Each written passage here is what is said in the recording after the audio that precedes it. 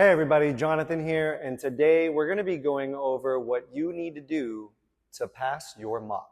We're going to be going over using the timer, using cues, and how it's not just about picking exercises to make a routine. It needs to make sense and it all needs to stack accordingly.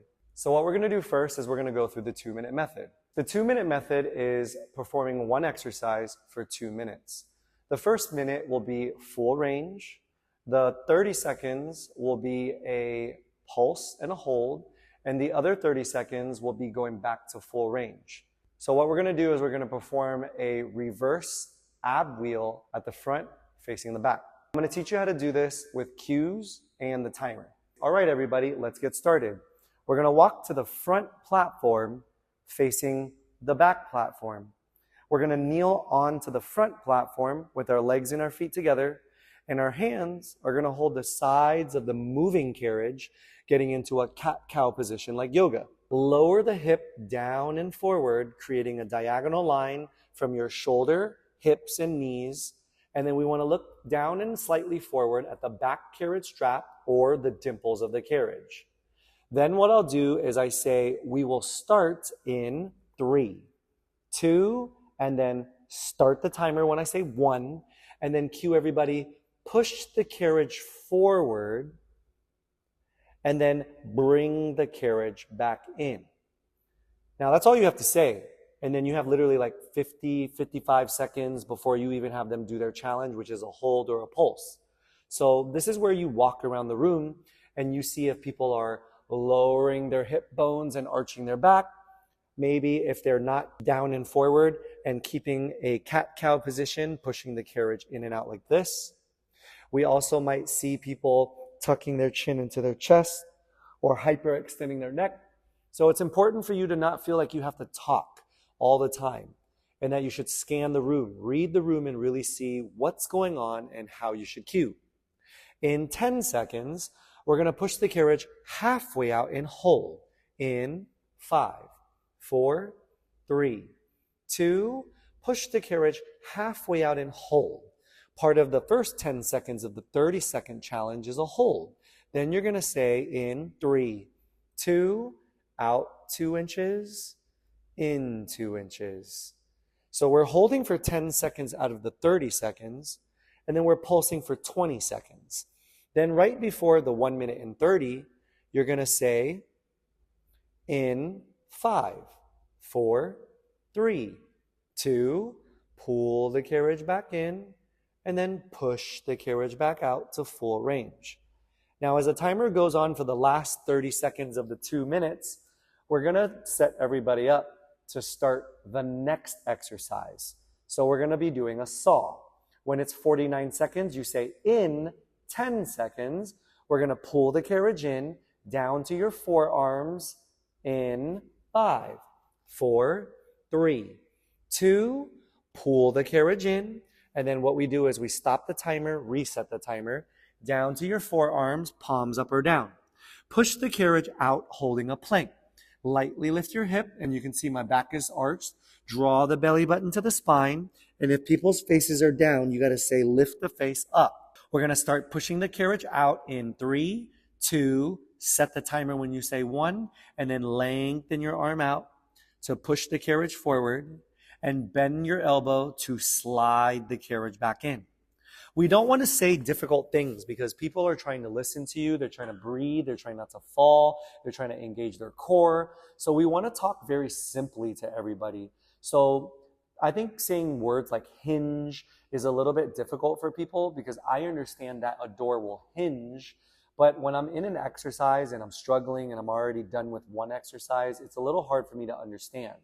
So when we're in the saw, we're telling people to push the carriage forward and bring the carriage in, or slide the carriage forward and slide the carriage back, or holding a plank, only moving your arms. When it's 49, in 10 seconds, we're going to push the carriage out halfway, 2 or 3 inches, in 5, 4, 3, 2, lengthen your arms 2 to 3 inches out and hold. Fix your form. Lightly lift your hip, belly button to spine in 3, 2, out 2 inches, in 2 inches. 1 minute full range, 10-second hold, 20-second pulse, and then back to a 30-second full range. You have 7 seconds. In 5, 4, 3, 2. Exhale as you bring the hands and elbows back, and then breathe in as you go back to full range. This is where we get ready for the next exercise, and we'll just say the next exercise is up on the hands for a plank to pike. When it turns to 1 minute and 49 seconds, we will say, in 10 seconds, we're going to pull the carriage in, up to your hands and up to your toes. In 5, 4, 3, 2, I stop the timer, I reset the timer, I tell everybody crunch in, up to your hands, up to your toes, legs and feet together. Push the carriage out and hold, soft bend in your elbow, belly button to spine. We're going to plank to pike in 3, 2, and start the timer when you tell everybody to pike. The benefits, in my opinion, of the 2-minute method are 2 things. 1, if you have a 45-minute routine, 20 exercises multiplied by 2 minutes, that will equal 40 minutes, and the other 5 of the 45 will end up being the time where people transition from exercise to exercise. You could also be safe and do 38 minutes, and then if you have extra time, you want to do something at the end like a 1-minute plank. I do a freestyle plank challenge. You can do more core because everybody loves that. Or you can just do something that's a bilateral movement. You have time left over and you want to not cheat people on time. And the more you get better at using the 2-minute method, you're able to advance even further. And that's what my level 2 course is. I help you, after you start teaching, to use the time more efficiently and more effective while also creating routines that make sense. Let's go over the 2-minute method to explain why just choosing any exercise and adding everything together is not always the best. So it's very important as an instructor to work out to your own block. And you need to, because you need to understand what it is that the client is feeling. So how do you do this as an instructor when you already know what you're doing and you're strong? When you're on 1 white spring for any light spring exercise, I challenge you to make it 0 springs so that you can feel how someone new or barely starting out in this type of exercise would feel. You will then understand lower back pain, hip pain, shoulder irritation, wrist irritation, but you will only feel it if you put yourself in a position that makes you feel like a first-time client. Now, what do you do when it's a heavy exercise? You want to up the springs. So if you're normally doing something on 5 white springs or 1 black spring, it's your job to intensify by adding more so that you can feel how a client feels when it's too heavy, so that you understand the hips, the heels, the toes, the core. Everything needs to make sense. You need to make sure that when you're making, let's say, a block for your abs and you're using the 2-minute method, you just don't pick ab wheel, saw, plank to pike, and panther, and then you're done. It doesn't work that way because you need to make sure how long someone's on their hands, which will affect their wrist, and you need to make sure how long they're on their forearms, which will affect their shoulder. Another thing that is very important is not just about the wrist and the shoulders, but how long that you're in a core stabilizer or an abdominal exercise. If you don't understand the difference between a core stabilizer and an abdominal exercises is where you flex or crunch. A core stabilizer is anything where you're holding a plank. So that would be ab wheel, saw, plank to pike, panther. The only exercises that are abdominal exercises are kneeling crunches and straight arm crunches using the black hard handle or the long black strap. Now let's have a discussion about what I reviewed of an instructor that I know. What she started with was a saw. That's down on the forearms, lengthening the arms to push the carriage back and bending the elbows to come in. Her second exercise was a modified plank to pike, where you hold a modified plank and then you lift your stomach up like you're planking to pike, and then you inhale as you lower down. The third exercise is she made everyone turn around and go to the back to do a kneeling crunch, lifting the stomach, rounding the spine, tucking the chin, eyes to your thighs. And then the last exercise was a high bar plank to pike, where your hands are up top on the handlebars. We come up onto our toes to the edge of the carriage in a modified plank, and we plank to pike up on our toes and on our hands. Now, she did a really good job by starting with 2 core stabilizers, which was the saw and the modified plank to pike. And then she did a really good job at stopping from doing too many core stabilizers and making the third exercise an abdominal exercise, because if she worked too much core, then what's going to happen is the lower back and the hips will start to take over, because the core has been so exhausted that other muscles are kicking in to help the core. So it was really good and very intentional to add in an abdominal exercise as the third. Now, the problem with this is if someone has shoulder issues or not having enough mind-body connection or understanding how to perform or execute an exercise, you'll notice that the first, the second, and the third exercise was all on the forearms, which would make it too much on the shoulders, especially when we end with high bar plank to pike, because even though we got up onto our hands, the spring from the front is really pulling you back, and it puts a lot on the shoulders, even though you're on your hands activating your tricep.